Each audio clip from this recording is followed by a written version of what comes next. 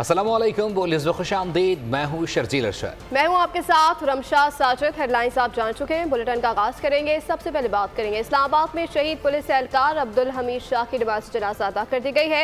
एहलकार PTI कारकुनान के हमले में जख्मी हुआ था। जनाजे में वज़ीर दाखिला मोहसिन नकवी, गवर्नर खैबर पख्तूनख्वा फैसल करीम कुंडी समेत आला हुक्काम ने शिरकत की।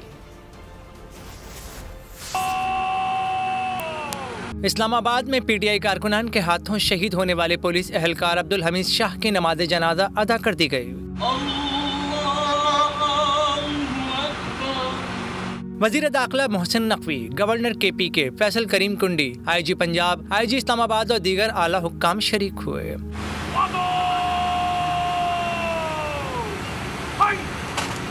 इस मौके पर वज़ीर दाखिला मोहसिन नकवी ने कहा कि रात को अफसोसनाक इत्तला आई कि अब्दुल हमीद शहीद हो गए। इस्लामाबाद पुलिस और अहले खाना से इजहार ताज़ियत करता हूँ। शहीद अब्दुल हमीद के लिए शहीद पैकेज 1-2 रोज में दिया जाएगा। इस टाइम पे मैं इस्लामाबाद पुलिस को और उसकी फैमिली को ना सिर्फ इज़हार ताज़ियत करता हूँ, लेकिन इस बात का हमने रात को लेट नाइट मीटिंग की थी और ये फ़ैसला किया था कि जो भी इस शहीद के कत्ल में मुलव्वस है, इंशाअल्लाह ताला हमारा कल भी आपसे ये वादा किया था कि उनमें से कोई भी नहीं बचेगा। इस्लामाबाद सिक्योरिटी के फ़राइज़ अंजाम देते हुए एहलकार अब्दुल हमीद शाह पर PTI कारकुनान ने तशद्दुद किया था। उन्हें 26 नंबर चौंगीस अस्पताल मुंतकिल किया गया था, जहां वो जख्मों की ताब न लाते हुए शहीद हो गए थे। इंतशारी टोले के हाथों एहलकार अब्दुल हमीद शाह की शहादत। वज़ीर आज़म शहबाज शरीफ ने शहीद की शहादत पर मजम्मत भी की है। कहा कि PTI ने हमेशा एहतजाज की आड़ में तशद्दुद का रास्ता अपनाया है। अपडेट करें आपको इस हवाले से, वज़ीर आला पंजाब मरियम नवाज ने भी कांस्टेबल की शहादत पर गहरे रंज और दुख का इजहार किया है।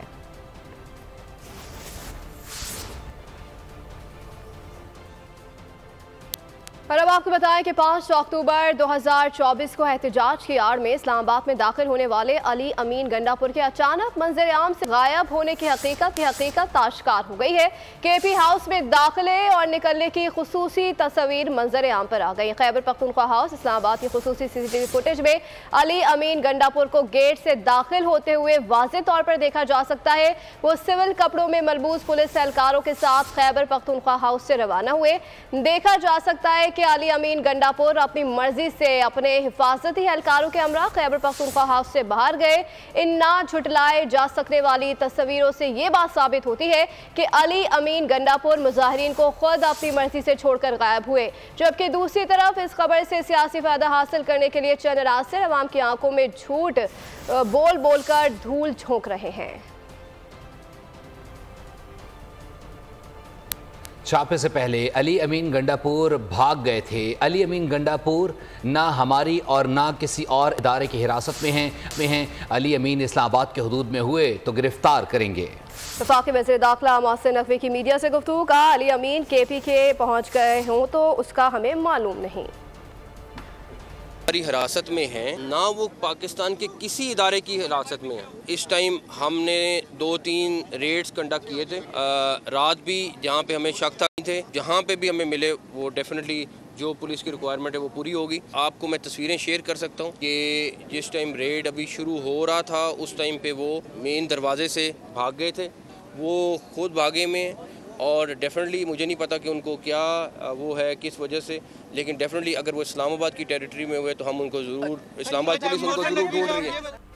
डी चौक एहतजाज की मनसूबाबंदी का मकसद मुकदमा बानी PTI के खिलाफ दर्ज कर लिया गया है। मुकदमा टेक्सला थाने के हदूद में दर्ज किया गया है। मुकदमे के मतन के मुताबिक अदालती अहकामात पर बानी PTI को जेल मैनुअल से हटकर गैर मामूली गैर कानूनी सहूलियात दी गई। जेल में मुलाकातों और रवाबित में बानी PTI अपने सियासी कारकुनों को रियासत और इदारों के खिलाफ तशद्दुद पर उकसाते रहे। बानी PTI ने PTI के सियासी रहनुमाओं को पुरतशद्दुद हुजूम की पर मजबूर किया। इस्लामाबाद एहतजाज में खैबर पख्तूनख्वा के वसाइल का बेदरीग इस्तेमाल हुआ। एहतजाज के लिए रेस्क्यू की गाड़ियां ले जाने वाला एहलकार हसन अब्दाल पुलिस की हिरासत में है।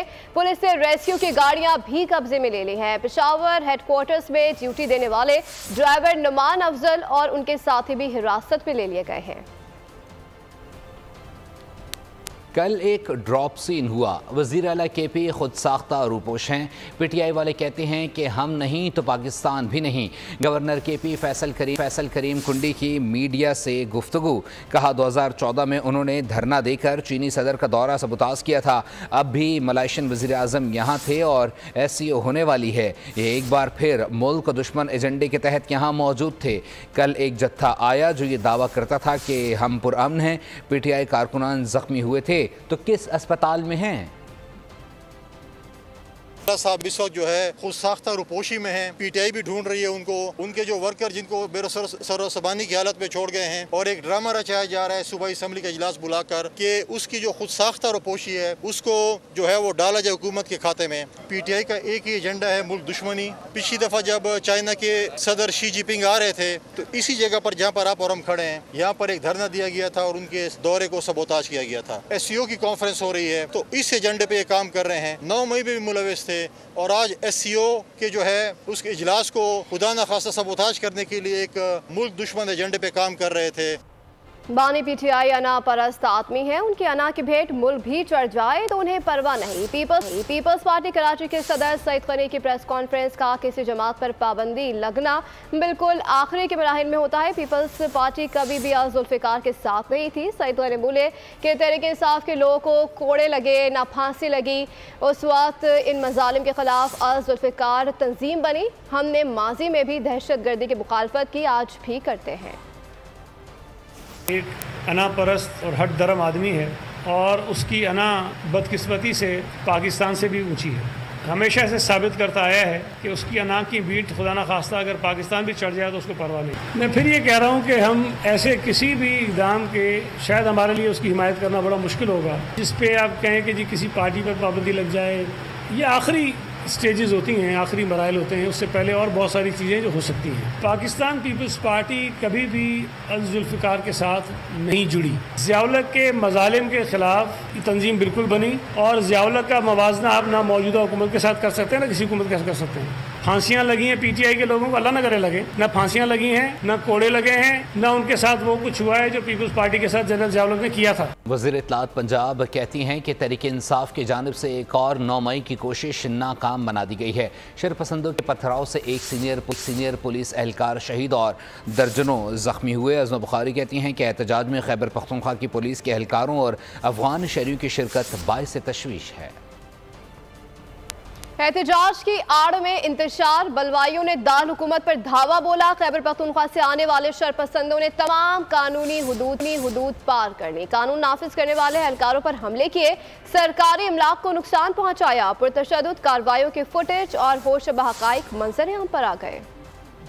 सियासी जमात के मार्च की आड़ में बलवाइयों की पुरतशद्दुद कार्रवाइयाँ, इंतशारी बलवाइयों का दारुल हुकूमत पर धावा, एक पुलिस एहलकार शहीद, मुताद्दिद जख्मी। जराये के मुताबिक हंगामा आराई की नीयत से खैबर पख्तूनख्वा से आने वाले शरपसंदों ने तमाम कानूनी हदूद पार कर दी, कानून नाफिज करने वाले एहलकारों पर पुरतशद्दुद हमले किए, सरकारी इमलाक को नुकसान पहुँचाया। हमलों में एक पुलिस एहलकार शहीद, 70 से जायद जख्मी हुए। बलवाइयों से बड़ी तादाद में आंसू गैस, शेल, मास्क, कंचे और पत्थर बरामद हुए। खैबर पख्तूनख्वा पुलिस के एहलकार भी शरपसंदी में मुलव्विस निकले। 22 पुलिस और 2 CTD एहलकार पकड़े गए। एक हाई लेवल ऑलरेडी इंक्वायरी शुरू कर दी इंटीरियर मिनिस्ट्री ने कि किस तरीके से एक पुलिस प्रोटेस्टर में शामिल होती है और उसके बाद वो पुलिस वालों पे अटैक करती है। ये पाकिस्तान में पहली दफा ऐसा हुआ है।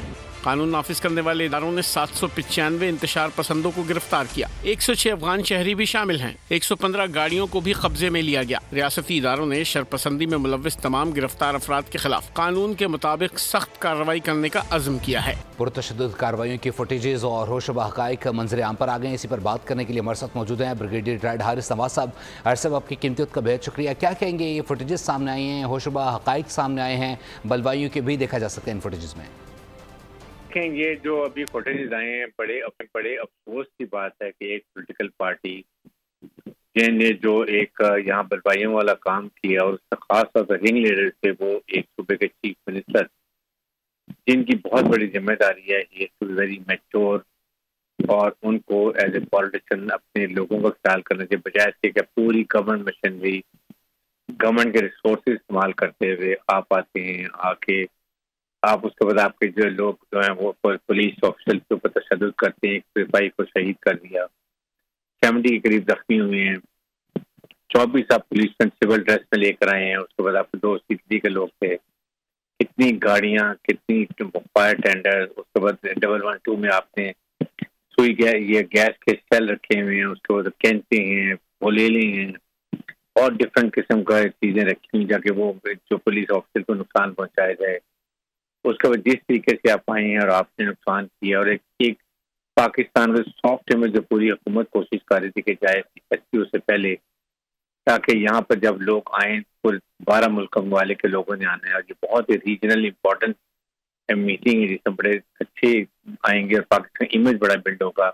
आपने उसको तबाह करने की कोशिश की, सऊदी डेलीगेशन आ रहा है, आप क्यों नहीं 17 अक्टूबर के बाद ये रैली निकाल सकते थे? आपने एहतजाज करना था, पुरअमन जो भी तरीका करवाइए, कानून को इजाजत लेके आप करें बेहतर है, बजाय इसकी आपने कितना नुकसान पहुंचाया सरकारी इमलाक को, ट्रैफिक लाइट को, सरकारी गाड़ियों को। उसके बाद आपके लोग 700 के 7% लोग पकड़े गए, इनके पास से बहुत चीजें निकली हैं।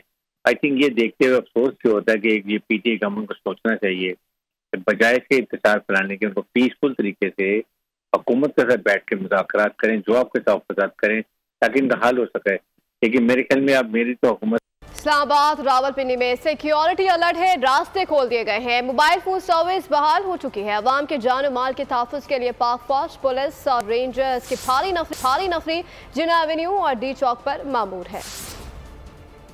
इस्लामाबाद में शहरियों के तहफ़्फ़ुज़ के लिए और इंतशारी टोले से निपटने के लिए सिक्योरिटी अलर्ट है। पाक फौज, पुलिस और रेंजर्स की भारी नफरी जिन्ना एवेन्यू और D चौक पर मामूर है। ताहम जिंदगी मामूल पर है, रास्ते खोल दिए गए हैं, मोबाइल सर्विस बहाल है। दूसरी जानिब रावलपिंडी शहर से तमाम रुकावटें और कंटेनर्स हटा दिए गए, तमाम रास्ते खोल दिए गए। डिप्टी कमिश्नर हसन वकार चीमा ने मीडिया से गुफ्तगू में कहा कि मरी रोड और अतराफ के रास्ते ट्रैफिक के लिए खोल दिए गए हैं। फैजाबाद के मकाम पर मरी रोड बंद है।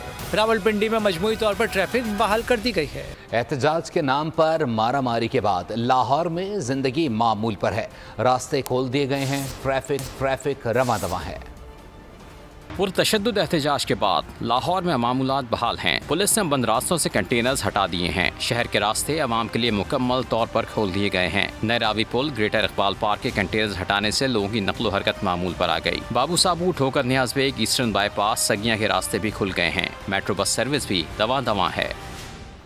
और अभी आपको बताएं कि श्रीलंका से पाकिस्तानी कैदियों की वतन वापसी के लिए वफाकी वज़ीर दाखिला की कोशिशें रंग ले आई हैं। श्रीलंका से 56 पाकिस्तानी कैदी आज पाकिस्तान पहुंच जाएंगे। कैदियों को लेने के लिए चार्टर तैयारा रवाना कर दिया गया। कैदियों की वतन वापसी के लिए ताउन पर मोहसिन नकवी ने श्रीलंकन हुकूमत और हाई कमिश्नर का शुक्रिया अदा किया। दूसरी जानिब वज़ीर आला पंजाब मरीम नवाज़ मुतहरिक हैं। अर्जेंटाइन के सफ़ीर सेबेस्टियन स्याउस से अहम मुलाकात की है। ज़राअत, इंफॉर्मेशन टेक्नोलॉजी और दीगर सनती शोबों में ताउन पर बात की गई है। मरीम नवाज़ ने कहा कि अर्जेंटीना से बिज़नेस टू बिज़नेस बढ़ाने के लिए मौसर इकदाम किए जाएंगे। उन्होंने कहा कि पाकिस्तान में महफूज गैर मुल्की सरमायाकारी और इसकी सहूलतों की फराहमी यकीनी बना रहे हैं। अर्जेंटीना के सफ़ीर ने ज़राअत और टेक्नोलॉजी में ताउन के फ़रोग़ पर जोर दिया। कहा कि लाइव स्टॉक और बायोटेक्नोलॉजी के शोबे में पंजाब के साथ काम करना चाहते हैं। इस मौके पर सेनेटर परवेज़ रशीद और चीफ सेक्रेटरी जाहिद अख्तर जमान भी मौजूद थे। बात करें शहर कायद की। कराची के इलाके शेरशाह में CTT की कार्रवाई में 2 दहशतगर्द मुकाबले में मारे गए। हलाक मुल्जिमान CTD इंचार्ज अली रजा के कत्ल में मुलव्विस थे। ताल्लुक तहरीक तालिबान से था।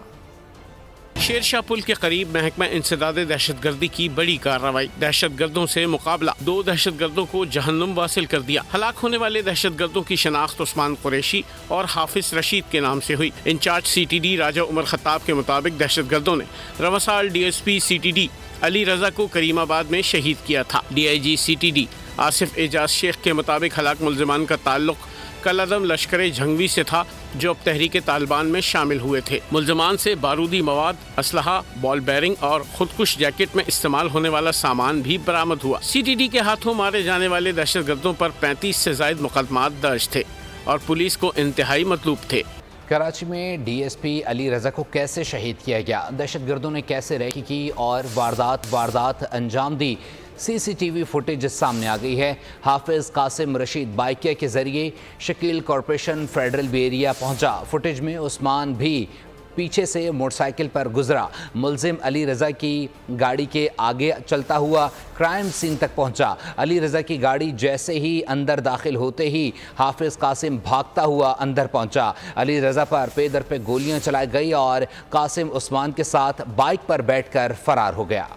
हंगू में गुज़श्ता शाम बस्ती कुरम में FC के शहीद 7 जवानों की नमाज जनाजा अदा कर दी गई है। अपडेट करें। नमाज जनाजा में GOC 9 division major general Zulfiqar Ali Bhatti समेत सिविल और अस्करी हुकाम ने शिरकत की है। नमाज जनाजा के बाद शहदा के जस्द खाकी को आबाई इलाकों की तरफ रवाना कर दिया गया। इस मौके पर GOC ने कहा कि शहदा की कुर्बानियाँ रायगा नहीं जाएंगी। दहशत गर्दों की मौजूदगी तक ऑपरेशन जारी रहेंगे। हंगू हमले में 4 दहशत गर्द हलाक हुए थे। और अभी आपको बताएं कि मनोड़ा हादसे में कराची के एक ही खानदान के 4 अफराद में से 2 खवातीन समेत 3 अफराद की लाशें निकाल ली गई हैं। तीनों आपस में बहन भाई हैं। डूबने वाला मुस्तफ़ा नामी शख्स हाल लापता है, जिसकी तलाश के लिए ऑपरेशन जारी है। डूबने वाले अफराद के वालिद का कहना है कि तमाम वालिदैन से यही कहूँगा कि अपने बच्चों का ख्याल रखें। बच्चों का कोई नेमुल बदल नहीं। मेरी बेटी की शादी हो चुकी है, निकाह हो चुका था, रुखसती बाकी थी। बड़ी बेटी हफ्सा कराची यूनिवर्सिटी में पढ़ रही थी। छोटी बेटी हुबा 2nd ईयर में पढ़ रही थी और सबसे लाडली थी। हुबा के वालिद का मीडिया से बात करते हुए मजीद क्या कहना था, आइए आपको सुनवाते हैं। हमारे सर से यूनिवर्सिटी में आखिरी ईयर साल था उसका, बैचलर ऑफ कंप्यूटर साइंस का कर रहा था। बेटी मेरी जो थी कराची यूनिवर्सिटी में, बड़ी वाली कराची यूनिवर्सिटी में पहला साल था उसका। अभी उसने अपनी क्लास में टॉप किया था, पे शील्ड भी लेकर आई थी, दिखा रही थी। तो माशाल्लाह बहुत जहीन थी। अब छोटी साहबजादी 2nd ईयर में थी, वो 1st ईयर क्लियर करके 2nd ईयर में पढ़ रही थी। छोटी वाली मेरी सबसे लाडली वही थी। मुस्तफ़ा भी इन कराची यूनिवर्सिटी में बेटी के साथ ही पढ़ता था। एक साथ ही दोनों ने दाखिला लिया कि हम दोनों एक ही साथ पढ़ेंगे, एक ही साथ रहें। हाँ, खबर शामिल करेंगे। गजा के मामले पर कुल जमाती कॉन्फ्रेंस सदर मुमलिकत आसिफ अली जरदारी ने गजा मामले पर कल APC बुला ली है। सदर मुमलिकत की जानिब से तमाम सियासी जमातों को दावत नामे जारी कर दिए गए। मुस्लिम लीग नून के कायद मियाँ नवाज शरीफ के APC में शिरकत का इम्कान है। कल आपको अपडेट करें, कुल जमाती कॉन्फ्रेंस पीर को 3 बजे ऐवान सदर में मुनाकिद होगी। गजा के मामले पर कुल जमाती कॉन्फ्रेंस सदर मुमलिकत आसिफ अली जरदारी ने गजा मामले पर कल APC बुला ली है। शामिल करेंगे खेलों के मैदान से। आपको बताएं कि ICC women's T20 world cup के अहम टाकरे में पाकिस्तान टीम की भारत के खिलाफ बैटिंग जारी है। पाकिस्तान टीम भारत के खिलाफ मुश्किलात से दोचार है। कौमी टीम की 3 विकेटें 33 रन पर गिर चुकी हैं। गुल फिरोजा 0, सिद्रा अमीन 8 और उमैमा सुहेल 3 रन बनाकर पवेलियन लौट गई हैं। Pakistan women's cricket team Bharat के खिलाफ मैच जीतने गई है। दुबई में मौजूद पाकिस्तानी शायकीन कौमी टीम से अच्छी कारकर्दगी के लिए पुरुमीद हैं। Excited and we are supporting our team fully. I hope Pakistan wins. Pakistan जिंदाबाद। पाकिस्तान जिंदाबाद। आप क्या कहना चाहती हैं? Best of luck to our girls. I wish them good luck and I wish they win. Let's hope for the best. मुझे लगता है पाकिस्तान जीतेगा क्योंकि लास्ट मैच पाकिस्तान जीत कर आया है, इंडिया मैच हार कर आया है अगेंस्ट न्यूजीलैंड। तो इंडिया पे एनीवे ज़्यादा प्रेशर है, तो इंशाल्लाह पाकिस्तान उस पर कैपिटलाइज करे, अपने नर्व्स काम रखे और इंशाल्लाह पाकिस्तान जीतेगा। न्यूज़ स्टूडियो से फिलहाल के लिए इतना ही। मज़ीद बाखबर रहने के लिए विजिट कर सकते हैं हमारी वेबसाइट polnews.com। देखते रहिए बोल। सब्सक्राइब करें और बेल दबाएं ताकि कोई खबर रह न जाए।